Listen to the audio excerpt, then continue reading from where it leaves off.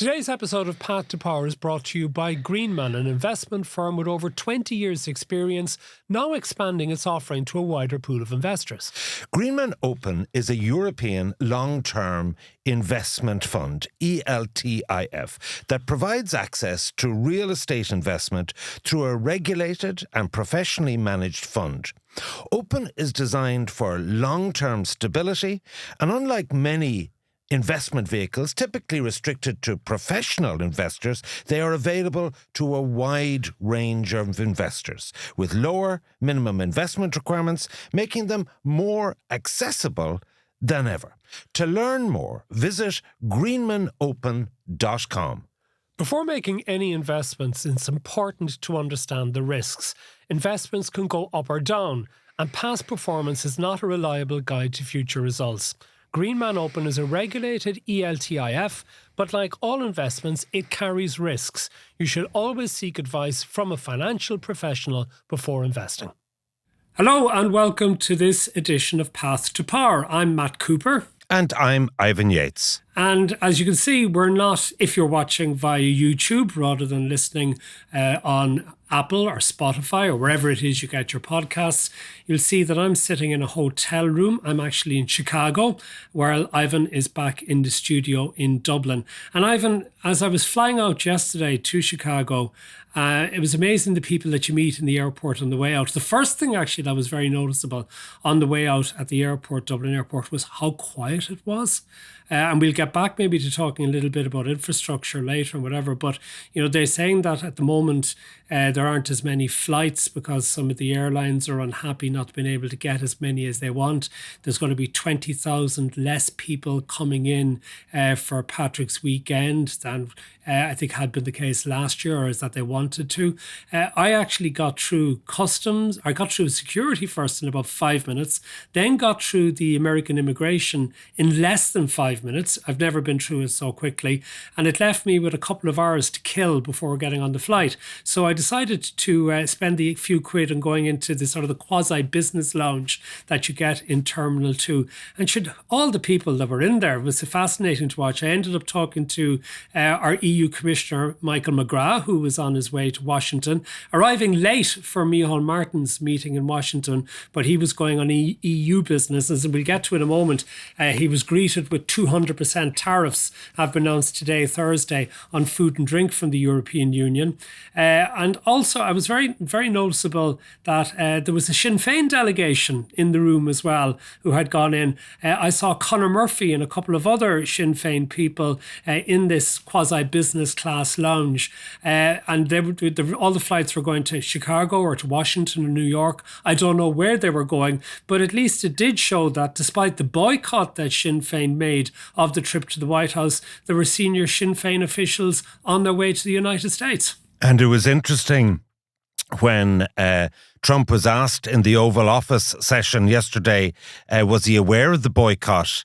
And he shrugged his shoulders and said he wasn't. So it's obviously had a big impact on Trump himself. And possibly a missed opportunity because Emma Little-Pengley, the Deputy First Minister, did have a meeting as well. You know, while we're focusing on the Oval Office encounter that Micheál Martin had as our Taoiseach, there was an opportunity that was essentially given up for Michelle O'Neill to have had her own chat separately with Donald Trump, and the DUP got it. I think they talked about golf in the north and things like that, and talking about the Open going to Portrush again, but maybe it was a missed opportunity.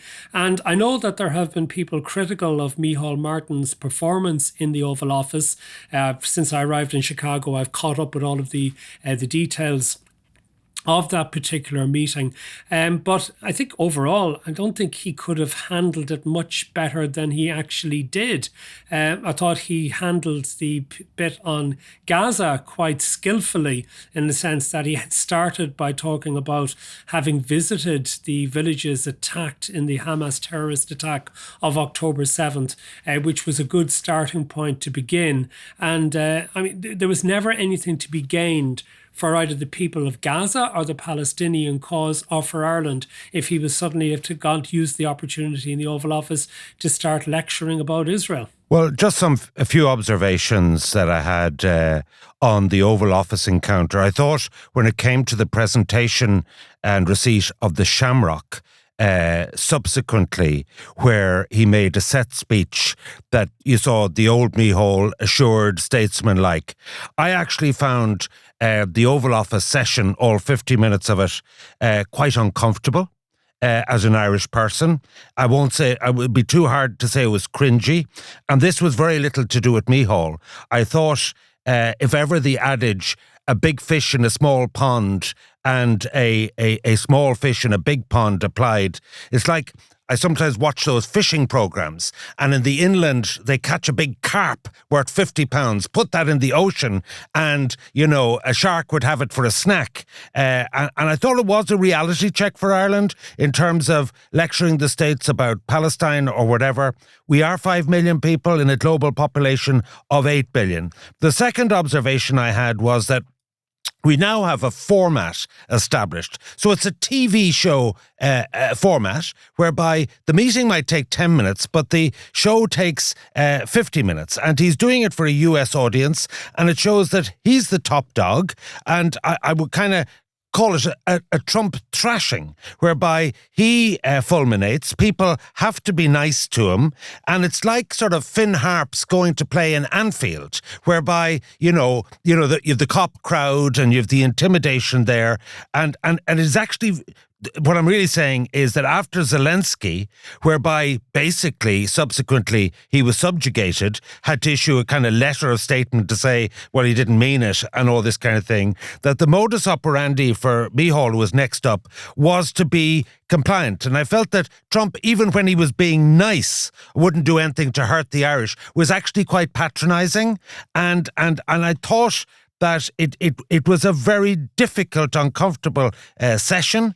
And I'm not saying that Micheál did anything wrong, but I know Micheál close quarters for 30 years, and I've rarely seen him, particularly in the start of it, so uncomfortable. And the format with the kind of free-for-all on questions, the most barbed questions asked, it was actually a very difficult encounter for him. You've just reminded me of an old story about, there was a famous 19th century British cricket batsman, W.H. Grace, I think was his name. And he was so famous that he used to go and play exhibition games all around various towns and villages in the UK. And enormous crowds would pay to turn out to watch him. And on one occasion, apparently, where he went, and some local bowler came, and on the first ball, he bowled Grace out, to which Grace threw down his bat and roared at him, "You fool, these people have all come to see me bat, not to see you bowl." And there's a sort of an element in relation to Donald Trump like that if ever you get a situation whereby he is holding court, Micheál Martin was just the supporting cast. And this was something I'd actually written about in the Business Post last Sunday, anticipating what happened like this, that the photo opportunities are no longer photo opportunities. They're reality TV show opportunities to allow Trump to have an hour where he can bullshit on about nearly anything that he wants to bullshit about. And whoever is there just has to sit and to take it. So yeah, I take your point in relation to into being uncomfortable. I mean, I was amused as well that Trump brought up the thing about him being the son of a boxer. And I'd actually written about that last Sunday as well, that what Micheál Martin would have to do would be duck and dive and feint and parry and whatever the provocation, not throw any counter punches, because big bullies don't like when you punch back. And that's more or less exactly what happened. And I mean, it was a damage limitation exercise. But I suppose what then really becomes obvious out of it is that how much meaning, or how little meaning there really was to it when you consider that, again, Trump starts giving out about the European Union and says, like, well, you're part of the European Union, I like Ireland, but you're going to get caught up in it, tough. And then we have today, as I sit here in Chicago on Thursday morning, my time, Thursday afternoon, your time back in Dublin, we have news that Trump has decided on 200% tariffs for European Union spirits and food. I mean, that's enormous for some Irish exporters. I can imagine how they must be feeling, for example, in Irish distillers about whiskey exports into the United States, their biggest market. This could be very, very serious. And there's many other, will it affect the sales of Irish butter and things like that, for example? If you have 200% tariffs, do they become simply unaffordable? It means they are not going to be sold into the American marketplace.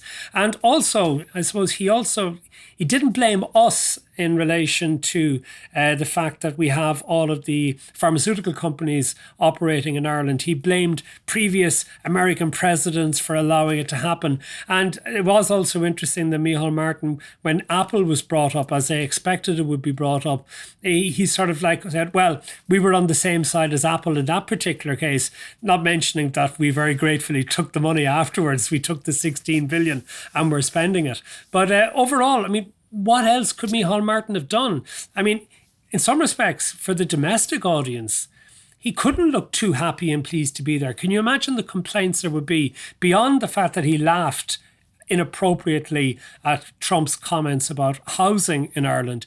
If he had been more chummy with Trump, if he had been more comfortable looking, Matt mightn't have played well back in Ireland, would it? And, there was other things that he said, like his favourite Irish person was Conor McGregor, which would have grated with a lot of people given the recent court case. But can I say, in relation to the threat, and I thought the pharma sector was very much in the crosshairs of Trump's administration. I think that I happened to chair a webinar of people in the front line of this during the week, and the message that came through to me loud and clear was that there is no cliff edge here in terms of FDI investment pulling out, whether it's Pfizer in Ringaskiddy or elsewhere, Johnson & Johnson or whatever, simply for these reasons. One, it's taken, some of them are here since the 70s, and it's taken them decades to build up the staff skills. They are not available in the States. Secondly, the regulatory approvals they've gone through to get some of these medicines and pharma products approved is very difficult to replicate. Also, the level of capital investment they have, it just isn't or can't be switched on and off like a tap. So the message I was getting is that the threat is actually to future new rounds and phases of investment, not to existing jobs. And I think that we shouldn't talk ourselves into a panic situation, because it's not actually, in other words, they're even taking the view, well, if we've got to ride this storm and our profits dip a bit till the midterm elections, we need to be absolutely certain that these are permanent features of the scheme. The other thing of the tax situation, that Trump really wants to get out of the 2014 BEPS, the Base Erosion and Profits Sharing Scheme, and that actually has brought huge windfall taxes to us. But one of the arguments that maybe weren't deployed that could have been is not so much the level of FDI of Ireland in the US, but that the EU are proposing a digital tax on tech giants. And Ireland is totally opposed to this and on the same page as America, and they might have common cause in that. But what I'm hearing from people is they don't do panic. They're not going to be bounced across the Atlantic because of this, and there will be very much a wait-and-see attitude. That said, the European Union idea for a tech tax is actually a very good one, because it's for things like putting back into public service broadcasting that you would use the money. The likes of the Googles and the Amazons and various others and Apple have all managed to take all of the advertising revenues that used to be available to broadcasters. They also take content for use, not paying for it. They do certain things themselves, but they do hoover up all of this. And this was the French had originally this idea, and I think the Australians do it. And there is good reason to actually have it, except the problem problem is obviously that Trump has now gotten very much into bed with the tech bros here in the United States. By the way, did you notice one of the funnier incidents of the week was how Trump turned into a car salesman or a car purchaser from Musk at the White House, and the Teslas turning up and he was picking out, I think it was a red car that he picked in the end. But it strikes me that actually isn't going to do Elon Musk much good at all. The share price is going to continue to fall, and because the company has just been so massively overvalued. This is a slight diversion. But also, do you think is the MAGA base in the United States suddenly going to go and buy Teslas because Donald Trump is buying one from Elon Musk? One, Teslas are probably too expensive for most of the MAGA base in the United States. And secondly, they're still completely committed to their gas guzzlers. They don't want to be buying electric cars. The only people who want to buy the electric cars are the woke liberals. So I can't imagine that there are going to be too many Teslas bought by the MAGA mob as a result of that stunt. And that's what the White House is every day. And Micheál Martin played his partner this week. It's all about reality TV on a daily basis. Yeah, I saw that. And I thought it was give Elon Musk a break type of press launch or whatever, more than Tesla, that, he obviously is getting huge backlash. But the other important thing, I think, that from the first 7 weeks of the Trump administration is, what is their deep down view, America first, MAGA, and all that vis-a-vis the EU? And I'd just like to give me 1 minute on this, which is that you have China, 1 billion people. You have the US, which is all they really care about. And they're looking at Europe potentially 450 million people. And if they became, their biggest nightmare is if Europe became the United States of Europe and were a really effective, cohesive trade bloc, technology bloc, and competitor. So what their game plan is, they love Brexit. They love taking the UK out. They want to reduce the main players in Europe to not have harmony, even on defence. They actually like disharmony. They want them to be almost vassal states so that they can deal with them one by one, and that actually they have a philosophical and deep strategic position of against the EU. So it could be tariffs or taxes today, but that this is a deep-seated thing that may actually endure beyond Trump. Well, two things in relation to that. One is that they actually might have the counter outcome, in the sense that Europe may actually become more united as a result of having to face the security threat that has been posed by America's positioning, but also given all the tariffs and the rest of it, this is an economic wake-up call for the European Union as well about greater need for cohesion. The other thing that strikes me out of that, which Trump was banging on a bit about during his 55-minute performance, about all the Irish Americans who had voted for him. And this is an interesting point, because I think it is true. I remember 8 years ago being over here making a documentary which for Virgin Media, Trump versus Ireland. And I remember Dave Hannigan making a really interesting point to me at the time about how many Irish people in America, even those who've gone over, first generation people who are living there, pulling up the ladder behind them. And that we have this assumption back in Ireland that almost automatically Irish Americans are Democrats. Well, actually, an awful lot of Irish Americans are Republicans. An awful lot of Irish Americans are into the sort of the MAGA stuff. And they're not in favour of immigrants, and they're in favour of protectionism. And Trump got a lot of those votes. And the difficulty for our government to an extent may be that there is this perception, and there may be rooted in reality, that our governments and our population back in Ireland almost automatically are Democrats and are favourable, disposed towards the Democrats, and prefer to see the Democrats in power. Now, Micheál Martin didn't get a kicking from Trump because of that, but I think it is something that maybe we have to take account of in the future, that if we want to maintain this brilliant relationship that we've had over the decades with the United States political entities and with their businesses, that we can't be perceived to be partial to one political party over another, because actually it's none of our business. Yeah, I think that it is unwise of certainly our Department of Foreign Affairs, our consular service, our diplomatic service, to be anything other than bipartisan, because you don't know how things are going to roll. And look, as a male, pale and stale myself, Trump supporter, you can understand that a lot of the male, pale and stales actually vote for him. But can I just poke the bear, even though the transatlantic distance between us?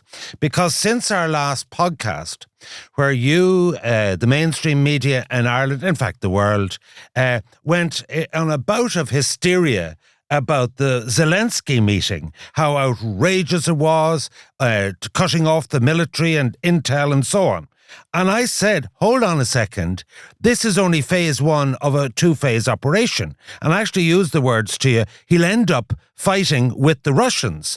And what I want to say on that is this, that everything with him is transactional, a means to an end. So he deliberately fell out with Zelensky. Zelensky issued this open letter saying it was sorry and we are appreciative of all the states have done. And then he goes off to Jeddah in Saudi Arabia with Marco Rubio, and Ukraine immediately come into line, do a deal on a 30-day ceasefire, providing a basis to go back to the Russians and say, this is the situation. It's actually, Matt, exactly as I predicted. Except, Ivanov, the Russians have said that they're not interested in this 30-day ceasefire. So let's see if the Americans now put it up to the Russians.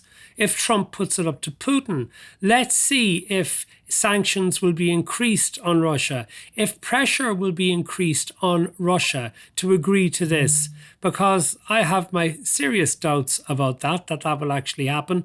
And I think you're giving far too much credit to a game plan that Trump actually have. I think others in his administration, such as Marco Rubio, end up trying to clean up the mess that he creates.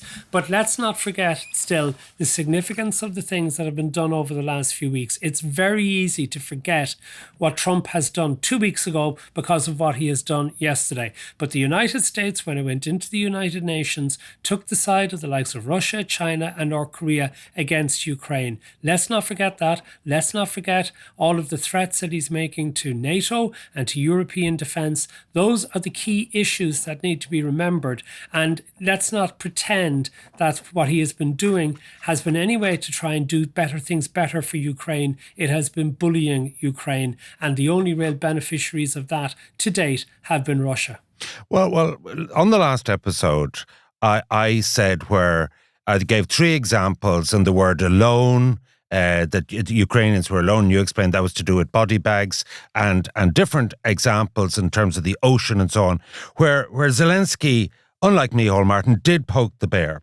And I actually think where we're now at is Russia's bluff of saying to Trump, oh yeah, we're interested in peace, is going to be called. And actually, I keep asking the question, if Trump doesn't act as some sort of peace broker in this, Europe can't do it, who else will do it? And I think it's in all our interest to have peace. The other thing that I think may be a case where there's some movement by the Americans, which is just say there was a 30-day ceasefire, just say things progressed. And I know it's fraught, and I certainly accept that the Russians are disingenuous. I think the Americans are prepared in certain circumstances to be part of the backstop security guarantee. And that is different to the position. And put it like this, I can see a pathway whereby if Trump doesn't get his peace deal because of the Russians, he won't be best pleased. And what will he do? What he'll probably do is ratchet up the sanctions. And also, I think that he's in a much stronger position to have a common West position against Russia, having made the move. I think it might be time for us to take a break, and we will come back and continue discussing all of these issues and things closer to home after this short break. This episode of Path to Power is brought to you by Greenman, an Irish investment management firm. Greenman Open focuses on investing in grocery-anchored retail real estate, designed to generate stable, long-term income. The fund is managed in Ireland. Learn more at greenmanopen.com. Before making any investment, it's important to understand the risks. Investments can go up or down. A past performance is not a reliable guide to future results. Greenman Open is a regulated ELTIF, but like all investments, it carries risks. You should always seek advice from a financial professional before investing. Welcome back to Path to Power. I'm in Chicago. Ivan is back in Dublin. And just one last thing for the American visit of Taoiseach Micheál Martin. I can only imagine what must have been going through the minds of his various handlers and minders and Micheál Martin himself when he heard that the Burkes had turned up in Washington. Now, not Enoch, who I suppose probably wouldn't be able to get a visa to travel to the States in the circumstances in which he finds himself at present, but other members of the Burke family, because suddenly there was this concern that maybe was Elon Musk putting them up to it. Would he get them access to either Capitol Hill or to the White House? In the end, nothing happened, but I can imagine it must have been squeaky bum time, Ivan, for the government because of it. Yeah, I've encountered the Burkes face-to-face with Charlie Flanagan on Molesworth Street, and, you know, the only word I can describe the Burkes is abhorrent. I put it like this: I think their tactics are counterproductive, and I too had a little shudder. Oh my God, that's all we need. But I think the majority position in Ireland in terms of how it's all gone down is he dodged a bullet, Micheál. He didn't do anything to make anything worse. He built up some sort of personal rapport.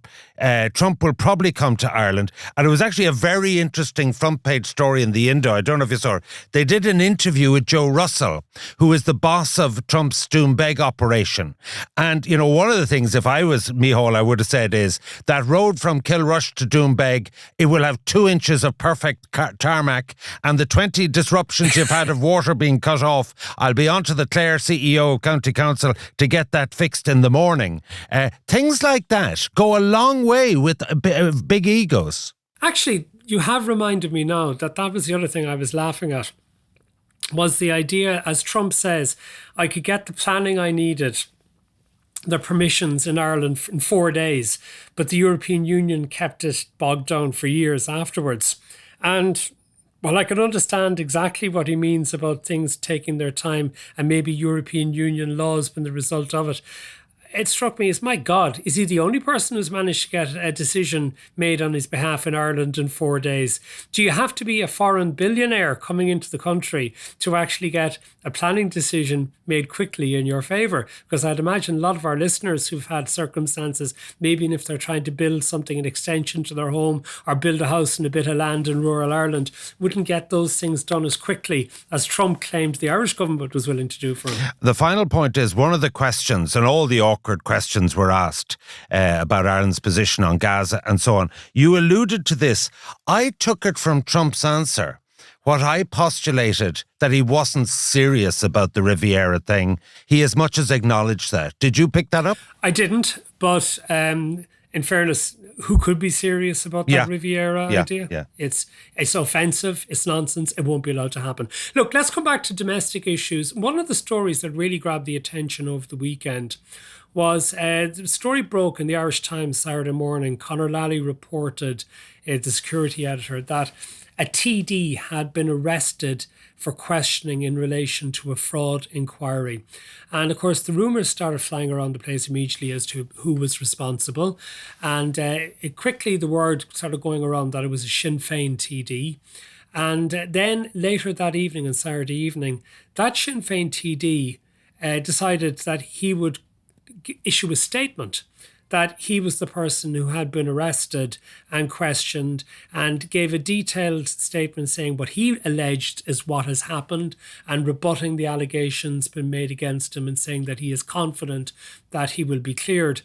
It did strike me, and I might surprise you with this one, Ivan, that this was all quite unfair on Thomas Gould, the Sinn Féin TD for Cork North Central, because he had not even been charged with anything, let alone convicted of a crime. And where are we at that if you're in politics now, that it's considered that fair game, that an arrest for questioning is something that's newsworthy. I thought there used to be a thing about anonymity until such time as you were actually charged. And okay, I know he decided to come out on Saturday evening and to issue the statement for the Sunday newspapers setting out his side of the story. And I can fully understand as well that there was probably going to be all sorts of speculation as to who it was and that they probably needed to get out in front of this. But is that necessarily entirely fair when a file hasn't even gone to the DPP that him and the local councillor as well, his former workmate who's also been questioned, have been named in relation to this? What do you think? Well, what I think is coloured by some of the texts I received over the weekend from some of my friends in An Garda Síochána. And as reported in the Irish Times, the situation is that Thomas Gould was employed in this logistics firm up to 2019. He was first elected to the Dáil in 2020. And I'll quote, Irish Times reported yesterday that the politician is alleged to have signed off on invoices and authorised payments totalling 150,000 in excess of what was owed. Now, my understanding is that company has since been sold since 2019.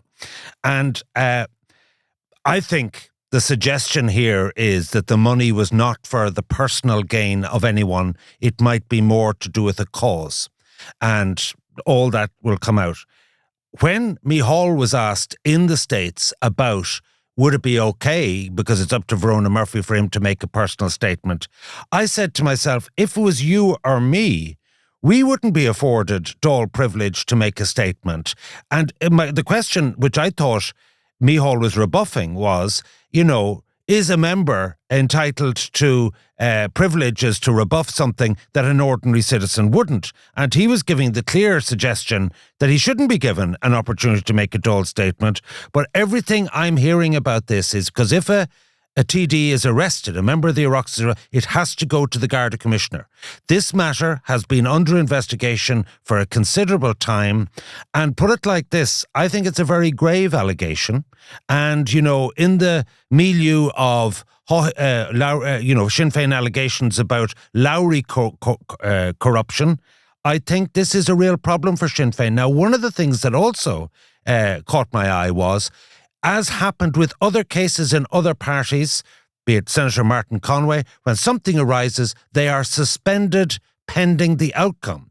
Mary Lou and Sinn Féin's default position has to be 100% in advance of how this may, cookie may crumble, is to defend him and say there's nothing to see here or that they're standing foursquare behind him. I'm just wondering, will all that be ill-advised because they've taken out no insurance like a temporary suspension pending due process? Well, I certainly agree that neither Thomas Gould nor Mary Lou McDonald should be making statements to the Dáil in relation to an ongoing Garda investigation. That's absolutely the case, and I've no doubt that there is something serious here.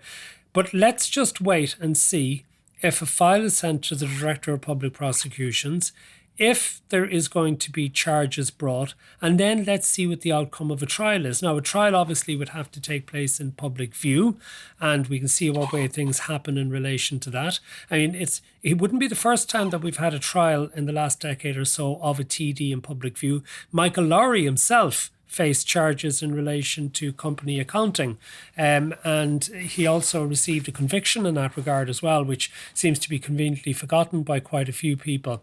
But until such stage as the charges are brought, I think that it was somewhat unfair on Thomas Gould that this was publicised in the way that it was. Now, again, you wonder, were they trying to maybe work it to their advantage to some extent in getting out by putting out a statement on Saturday night when all the rumours were flying around the place? But the central point is, why would you get into politics if, you're being arrested by the Gardaí or being questioned in relation to something was going to become news? Yeah, I think it is a wait and see situation. He's entitled, both Councillor Collins and himself are entitled to due process, and there's not a lot more can be said about it. But there is this issue, the Dáil is actually sitting next week. It resumes on the 19th, and there is the question of whether the Count Corla will rule that he's entitled to make a statement given the publicity or not. Okay, let's move on to other things. Quite a bit of publicity this week as well about the potential cost of the MetroLink in Dublin now being €23 billion if we start the building of it and if we get it finished by sometime in the early to mid 2030s. This is something that runs back to the turn of the century. And I saw even in his Irish Times column this week, Michael McDowell returning again to the story of the Japanese company which had been willing to build it, to put in the capital investment, if it was going to get all of the fares and all of the revenues that would have arisen from the trains running underground in Dublin. Michael McDowell set out a very lengthy series of the disasters involved in not following through in the construction, how the cost has gone up, and he is implacably opposed to it being built. But I wonder, Ivan, is that, sometimes that you just have to bite the bullet and make the investment on things such as the MetroLink, because Dublin is growing so quickly that we're going to need probably not just this MetroLink, but other rail lines as well, because the roads are not going to be able to cope with all of the cars for all of the people. We need public transport. And yes, there might be legitimate concerns in relation to the cost of it. And when we see examples of things like the National Children's Hospital for 1/10 of the price running so far over budget, would we even come in at 23 billion in relation to the Metro?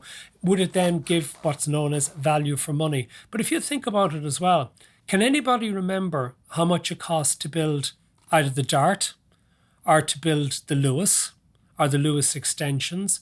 And would anyone actually seriously say now that we would have been better off not having built those? Well, Matt, it's easy to see it's not your money that's at issue here. It is. The fact of the matter, the fact of the matter is, this story, we'll come to Michael McDowell in a minute. This was a P95 document that was furnished to Transport Minister Darragh O'Brien. And P95 means that with 95% certainty, they're now saying that the cost range of MetroLink, which was previously 7.16 billion to 12.25 billion, that was in 2021, is now guiding for the 19 kilometres and 16 stations, 23.4 billion. The fact of the matter is, this is indigestible in the context of the National Development Plan and other priorities. And as it happened, I subsequently interviewed, arising out of the article in the Irish Times you spoke about, the column, Michael McDowell, and I was surprised because he knew I was going to ask him about the presidency, I'd say, when I was doing the interview with him on the Packin issue. And basically, he made a very cogent argument. So I said, look, the people of Swords, the built-up population area, the only capital city in Europe that doesn't have a rail or public transport direct link between the airport and the city centre. This just has to be done irrespective of the cost. And he made the point that the chairman of CIE had gone before the various bodies and said that they could extend the DART and do other things for $1.5 billion. And he made a very trenchant case that the National Transport Authority and Transport Infrastructure Ireland were doing something which 400 million has already gone down the Swanee in engineering and design and other costs. That really the issue here, the net issue is, should this go underground? Every overground scheme is a fraction of the cost. And I thought he had a point on that. And just before I let you in, I asked him, would he go for the presidency? And was he interested? Because you had alluded to this a number of times. So he said, first of all, well, there's no point unless, as an independent. And I said, well, look, if you're going to stand, you need to clear your diary. You need to have money. You need to get your family on side. Now is the time to be doing this. This isn't hypothetical anymore. And then he said basically that the main parties had this system sort of cooked and that he didn't see a prospect for an independent. So I then said to him verbatim, look, you've been a member of Fine Gael in your political lifetime. You've been in government with Fianna Fáil. If Simon Harris or Micheál asked you to stand, what would your response be? So I expected him to say, well, that's a hypothetical situation. What he actually said was, yes, I'd give it serious consideration. So now you believe me, do you? I do. I do. Well, I'm not saying he will be asked, but the point about it is that he definitely he could have evaded it, but he said, of course, and then he went on to say, well, if I do go, I'll only go for one term. I'm 72 now. I'd be 80 by the time the term is up. Like, he'd considered it to that extent. But no, I'm saying he's a credible candidate, and he is a bit like Mary Robinson. He would masquerade as an independent, but with the nomination of maybe both government parties. We'll see what happens. I don't know whether he will actually get that or not, whether they have their own people that they want to promote rather than promoting somebody from outside. And remember, there probably would be a lot of people in Fine Gael who'd be more hostile to him than in Fianna Fáil, given the circumstances in which he left Fine Gael to join the Progressive Democrats. But, that's 40 years ago now when you think about it. It actually is 40 years ago. An awful lot of water under the bridge in 40 years. Yeah, when we were previewing Dublin Bay South, the feeling was that he would very much take from Jim O'Callaghan rather than Fine Gael, and that basically he was much closer to Fianna Fáil than Fine Gael. But who knows? But do you take my point that even if you wanted to upgrade the public transport system, there is in the north side and to the airport, there's a serious choice between overground and underground. Okay, I'm going to make a slightly different point, because I think this actually is quite worrying on a couple of levels. One is that, can we ever do any really big infrastructural projects that we need without messing around for decades? Because the delay costs money. It costs all sorts of, it means that the cost of doing things becomes more expensive. It also means that all the other costs that are involved in traffic congestion and non-development are significant as well. But what is it that we actually mess around and keep changing our mind and all the rest of it? Are we serious about doing things? And this leads me to what I said at the very outset about Dublin Airport and going through the airport yesterday morning. If you look at what Kenny Jacobs is now saying, and I hate to be like a broken record going back to this issue, but no matter how many times we talk about the capacity at Dublin Airport, it seems that nothing is done. I mean, he's talking about it taking 4 to 5 years before they get the necessary approvals and get the work done to actually enhance the facilities at the airports for the airlines who want to use it. And yes, you can have concerns about environmental issues, but there are airports the size of Dublin Airport, 35, 40, 45 million capacity airports, opening all over India and China on a regular basis, adding to carbon emissions caused by aviation. We're looking to increase by a fraction of that. There is an incredible economic interest to us in that, for tourism particularly coming into Ireland.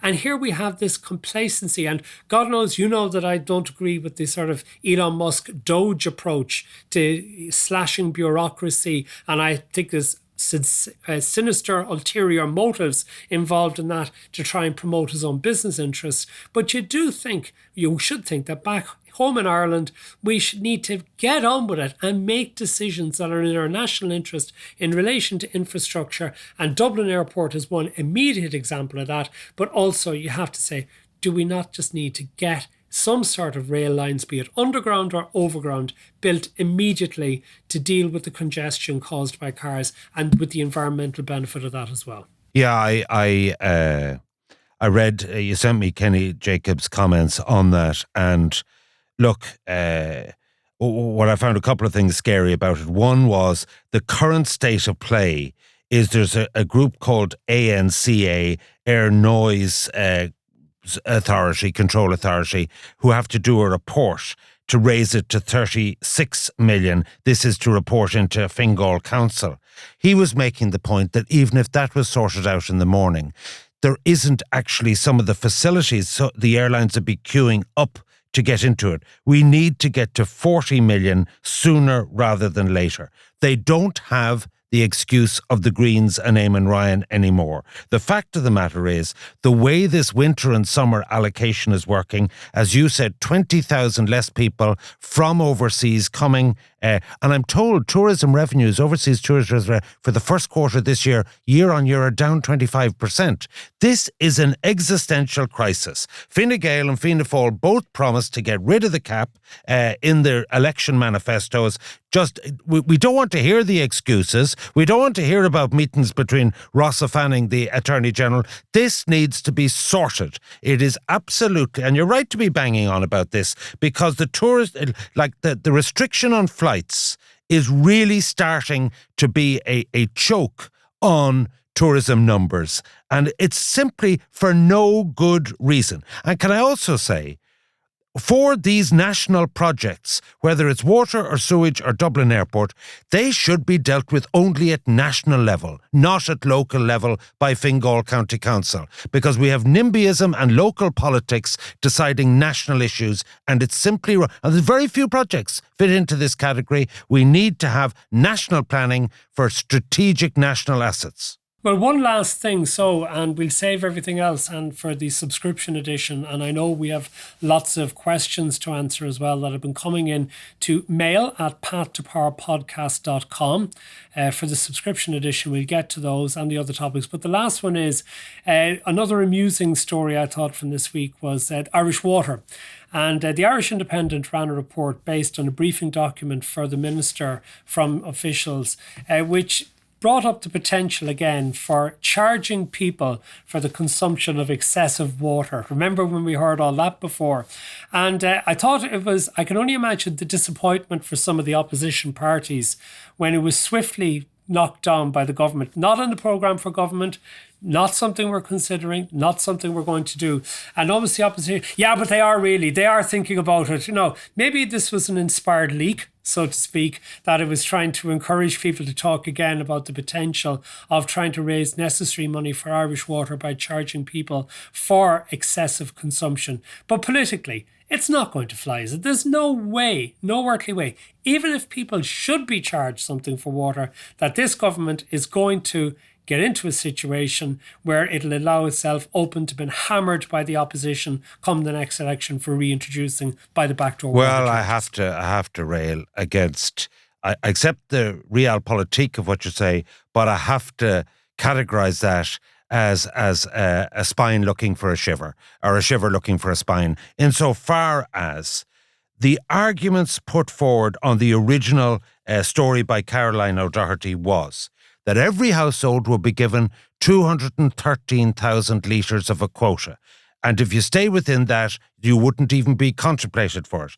For larger families, you get an extra 25,000 litres. That is 1.7 times the average household consumption. We have 10% of the people who are using 35% of the water.